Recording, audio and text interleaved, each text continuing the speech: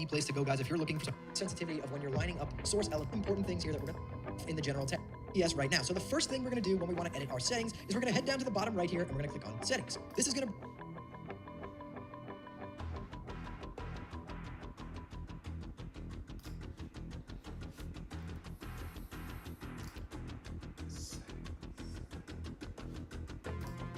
bring up all of our settings within OBS. So it starts us off in the general tab. I'm going to go down each item in every tab on the left here and just make sure that you guys can see my settings. So if worse comes to worse and you have no idea what you're doing, you can at least mimic my settings and then tweak them later. So in the general tab, really the only important things here that we're going to take a look at is the theme.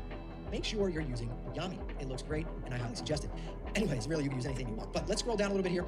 One thing that I think you guys should enable here is source alignment snapping. Now, what source alignment snapping is it allows you to basically kind of fine-tune the sensitivity of when you're lining up source elements on your stream. So basically, if you're trying to put your camera and then some graphics around the screen somewhere, maybe your alerts and things like that, it'll help you snap them to specific locations instead of it being completely free-moved so that you can kind of line things up to be almost perfect. So my settings for that are 10.0 for the snap sensitivity. I have snap sources to edge of screen enabled and snap sources to other sources enabled as well. And as for the rest of the settings in the general tab, none of this will affect your stream quality by any means at all. So we're going to head over to the streaming tab here. This is where you're going to set up where you're streaming to. If you're streaming to Twitch, you're going to obviously want to select Twitch here.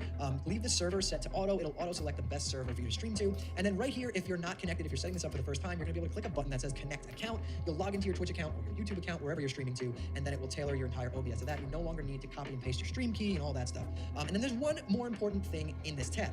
Come down to this little box right here that says ignore streaming service setting recommendations. You're going to want to enable this. Check this box because when you're streaming to Twitch, they cap your limit at 6K bit. Now, if you're playing fast moving games, FPSs and things like that, 6K bitrate is not really enough to keep it super crisp